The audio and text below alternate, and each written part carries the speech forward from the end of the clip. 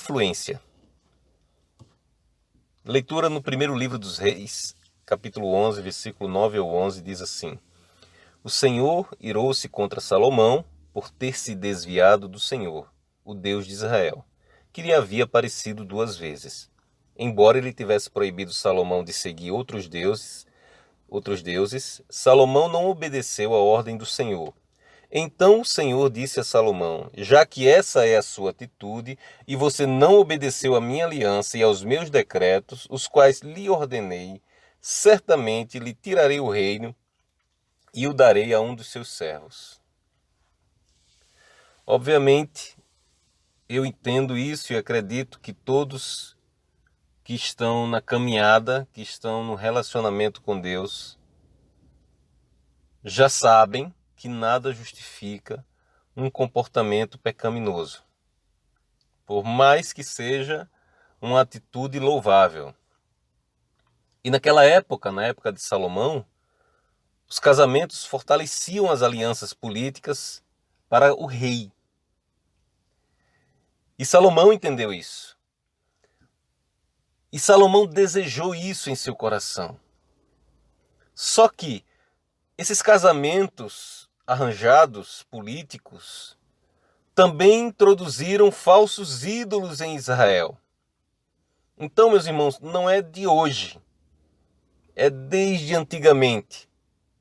Sempre que se junta relacionamento de Deus com propósitos e questões de politicagem, de política, a espiritualidade do povo sofre.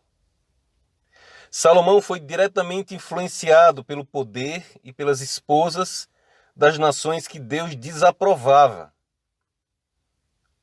Então, além de Salomão não pedir orientação a Deus, porque obviamente ele sabia que Deus não aprovava, e nós somos um pouco assim, sempre que desejamos fazer algo, sempre que queremos fazer algo, e nós sabemos se esse algo desaprova, Deus desaprova, se isso desagrada a Deus, automaticamente nós não comunicamos a Deus. É como um adolescente que deseja fazer algo errado e não comunica ao pai, porque ele sabe que o pai vai desaprovar, então ele faz escondido. Só que nesse relacionamento com Deus, nós não conseguimos esconder absolutamente nada do Senhor. Bote isso de uma vez na sua cabeça. O fato de Deus ser um Deus invisível não significa que ele não esteja atento às nossas atitudes. E Salomão se fez de doido, né? Se fez de besta. E meio que estabeleceu essas alianças com as nações que Deus desaprovava, sem pedir orientação. Agora a sabedoria e o discernimento dele não serviram absolutamente para nada. Não serviram. E Salomão apegou-se amorosamente a essas esposas que adoravam outros deuses. Elas eram das nações sobre as quais o Senhor tinha dito aos israelitas: Vocês não poderão tomar mulheres dentre essas nações, porque elas os farão desviar-se para seguir os seus deuses. No entanto, Salomão não obedeceu à orientação do Senhor. Porque lá no primeiro livro dos Reis, no capítulo 11, lá no versículo 1 e no 2, diz assim: O rei Salomão amou muitas mulheres estrangeiras, além da filha do faraó. Eram mulheres moabitas, amonitas, edomitas, sidônias e hititas. Eram das nações que o Senhor desaprovava. E trazendo para o nosso contexto, trazendo para a nossa vida, esse tem sido o grande abismo enfrentado pelo ser humano. Parece que qualquer objeto, qualquer pessoa, qualquer desejo, qualquer vontade, qualquer plano, qualquer projeto, qualquer sonho tem mais força do que a influência de Deus sobre as nossas vidas. Isso faz com que eu não peça orientação a Deus. E eu preciso entender que o nosso Deus, eu preciso entender que Deus é um Deus de relacionamento. O Senhor é um Deus de relacionamento. E Ele aguarda a nossa decisão de buscá-lo sinceramente, de adorá-lo fielmente e obedecê-lo a partir da nossa vontade em conexão com a vontade dele. E se tem algum desajuste entre as vontades, que prevaleça a do Senhor. Outra coisa que aprendemos, ou pelo menos deveríamos aprender com o declínio espiritual de Salomão, é que o fato de alguém receber sabedoria e discernimento de Deus, ou qualquer outro dom de Deus, não significa necessariamente que ela saberá usá-la o tempo todo. Pode ser que ela consiga usar em determinado momento, ou no início, ou naquele momento que está empolgado, que está eufórico, mas depois que os desejos, as vontades, elas começam a dominar a mente da pessoa, ela não sabe mais o que fazer com o dom que Deus lhe deu. Não sabe mais para que serve. Não sabe mais servir com esse dom. Recebemos a sabedoria, o discernimento e os princípios de Deus registrados nas Escrituras Sagradas, mas nem sempre a consultamos. Vocês entendem isso? Nós recebemos os dons, nós recebemos as capacitações, nós recebemos os talentos do nosso Deus. Mas quando vamos utilizá-los, nós não consultamos. E precisamos consultar o Senhor. Principalmente se tivermos que usar um dom, um talento, a capacitação que Ele nos abençoou, que Ele nos deu.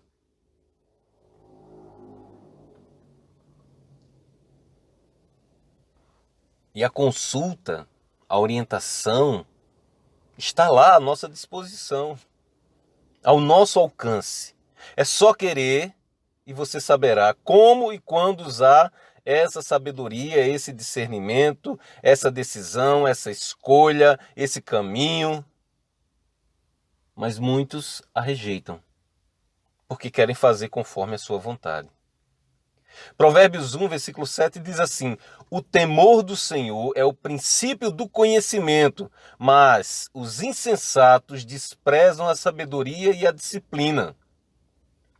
Aí Provérbios 1, versículo 20 ao 24 diz assim: a sabedoria clama em voz alta nas ruas. Entendem isso? Sabedoria, o discernimento está clamando nas ruas, mas nós não pedimos orientação, nós não usamos. A sabedoria clama em voz alta nas ruas, ergue a voz nas praças públicas. Nas esquinas das ruas barulhentas ela clama, nas portas da cidade faz o seu discurso, dizendo: até quando vocês, inexperientes, irão contentar-se com a sua inexperiência? Vocês, zombadores, até quando terão prazer na zombaria? E vocês, tolos, até quando desprezarão o conhecimento? Se acatarem a minha repreensão, eu lhes darei um espírito de sabedoria e lhes revelarei os meus pensamentos. Vocês, porém, rejeitaram o meu convite. Ninguém se importou quando estendi a minha mão. Meus irmãos, entendam o contexto desse versículo. O Senhor está prometendo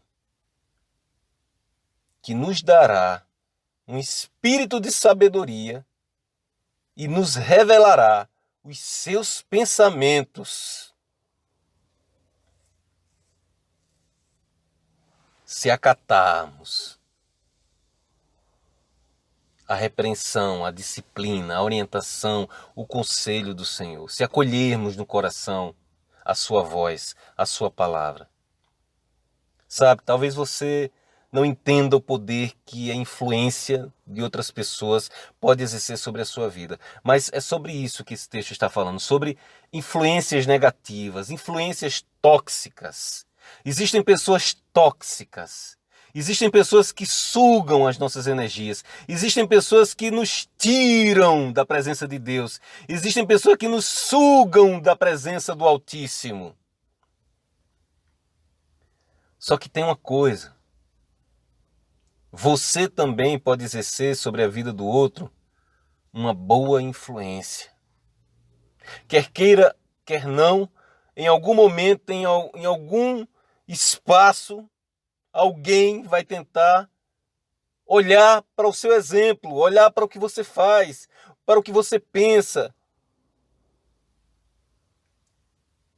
E provavelmente vai desejar te seguir. Você pode até achar que seus conselhos impressionam, que você tem o dom da palavra. Mas deixa eu te dizer uma coisa, com certeza, o seu testemunho, o seu exemplo, os seus gestos, as suas atitudes gritam mais do que qualquer palavra de sabedoria. Porque a sabedoria não está resumida, não está aprisionada apenas na palavra dita, mas principalmente nas ações, nas atitudes. Ou seja, as pessoas prestam mais atenção no que você faz do que no que você fala. E não esqueça, para o bem ou para o mal, influenciamos e somos influenciados. Salomão, com toda a sua sabedoria, autoridade de rei, bem-sucedido, riquezas, poder e etc, optou em ser influenciado e não influenciar. Deixou de ser influenciado por Deus para ser influenciado pelas esposas de outras nações que o nosso Deus desaprovava. Deixa eu te dizer uma coisa, sempre estaremos diante de escolhas, onde vamos precisar de muita sabedoria de Deus, de muito discernimento. Às vezes vamos estar diante de dois caminhos que, sinceramente, nós não sabemos por onde ir. Estaremos diante de duas portas que não saberemos qual abrir. Estaremos diante de dois alvos. Estaremos dentro ou fora, frio, quente ou morno. Apocalipse 3, versículo 15 e 16 diz assim: conheço as suas obras, sei que você não é frio nem quente, melhor seria que você fosse frio ou quente.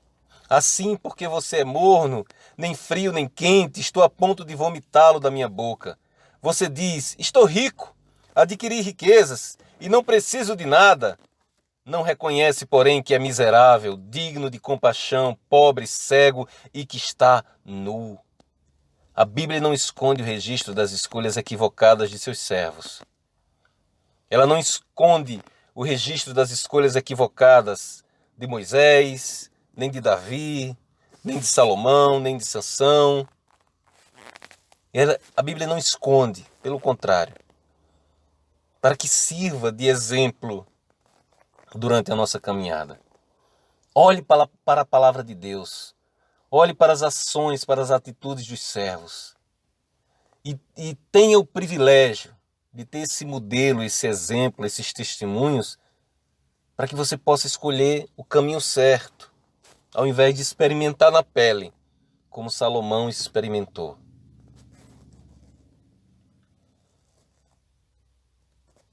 Salomão é um exemplo de alguém que começa bem, mas termina seus dias fazendo o que é mal aos olhos de Deus.